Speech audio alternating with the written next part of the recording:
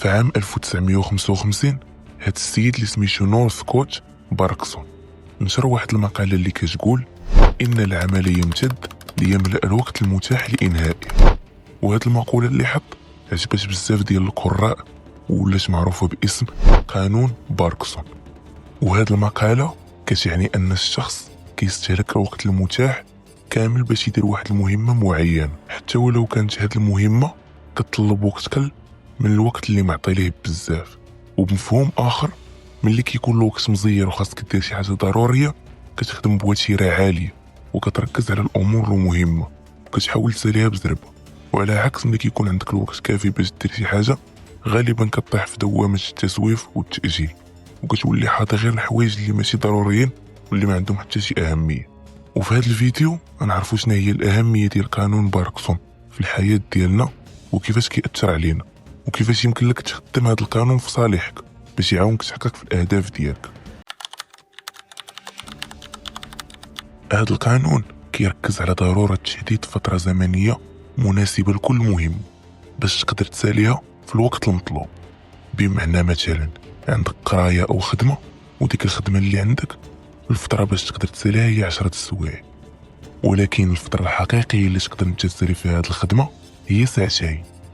وهنا فين خاصك تحاول تكملها في الوقت الأصلي ديالها، حيت إلا بقيتي كتقول راه باقي 10 سوايع باقي 8 سوايع غادي تطيح في التأجيل والتسويف وغادي يوصل الوقت وغتلقى راسك مازال ما درتي والو. وإلا حددتي ليها الوقت الأصلي والمناسب اللي خاصك تخدم فيه هادشي غيعاونك باش ما تعقدش المهمة وتشوفها من المنظور الصحيح واللي خاصك تشوفها منه. وهذا القانون غادي يساعدك تحسن الإنتاجية ديالك وغيخليك تحول الأعمال ديالك لمهام صغيرة وتحدد وقت لكل مهمة قبل الوقت الأصلي اللي خاصك تكون ساليتي فيه.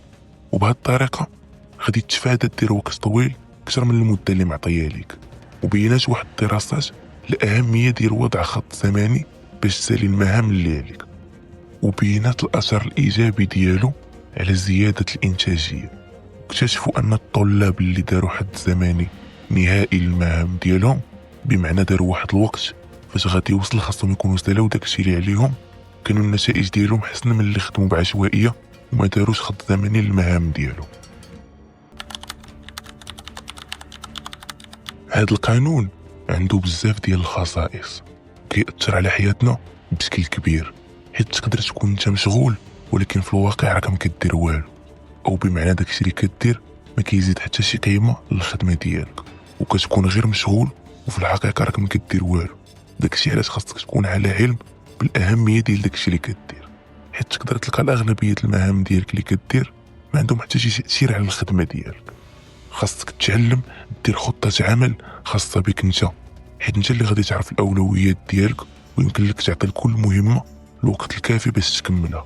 وخاصك دير واحد القائمه ديال المهام وتحدد الوقت اللي غادي تستغرق فيه كل مهمه وتحدد الوقت اللي غتسالي فيه المهام كاملين، وحاول بقدر المستطاع تسالي المهام ديالك كاملين في النص ديال الوقت اللي عطيتيه ليهم، هكا غتكون ضاعفتي الانتاجيه ديالك. خطط لداكشي اللي غدير في وقت مبكر ودير موعد نهائي لكل نشاط، وحاول تحافظ على اطر زمنيه قصيره باش تحقق انتاجيه حسن وما تعطيش اهميه كبيره للمهام اللي ماشي ضروريه الا كانت غادي غير تعطلك باش تسالي في الوقت اللي حددتيه. واهم حاجه ما تخلي حتى شي واحد يلهيك على خدمتك. يقدر يبان لك هذا القانون بحال السحر، ولكن راه في الواقع كينجح مع الناس اللي كيعطيو وقت كبير لشي حوايج ما عندهم حتى شي اهميه وما كيحتاجوش في الخدمه ديالهم. وهذا الشيء كيرجع بزاف ديال الاسباب.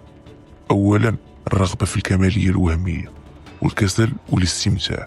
وباش تغلب على قانون باركسون في الخدمه ديالك غتتبع هاد الخطوات، وهادو هما اهم حاجه في هاد الفيديو، حيت الا طبقتي هاد الخطوات غادي تحسن من الانتاجيه ديالك. والخطوات هما: قسم المهام ديالك لمهام صغار، حدد الوقت اللي غتسالي فيه، حدد لكل مهمه وقتها، تحدى راسك، حفز راسك، واستخدم قانون باركسون لصالحك. وفي الاخير تفكر بلا الوقت راه سيف، الا ما عرفتيش تستغلو بالطريقه الصحيحه غادي يضيعك قبل ما تحقق اي حاجه في حياتك. وقانون باركسون ماشي غير نظريه، راه سلاح تقدر تستعمله باش تنتصر على التسويف وتولي تخدم بذكاء ماشي بزربة. قسم المهام، حدد الوقت، ركز وتحدى راسك كل نهار. وحاجة وحدة نخليك بيها، ماشي خاصك وقت بزاف، خاصك نية وتنظيم. وهنا غيكون اخوتي سالا الفيديو ديالنا. ما تنساوش ديروا واحد لايك وديروا ابوني وتخلي لنا تعليق تقول لنا شكون هي اكبر عاده كتخليك تاجل، وشارك الفيديو مع داك صاحبك اللي كيضيع الوقت بزاف. وإلا بغيتي تتعمق في هذا النوع ديال المواضيع ابوني للقناه، حيت اللي جاي افضل ان شاء الله. السلام عليكم.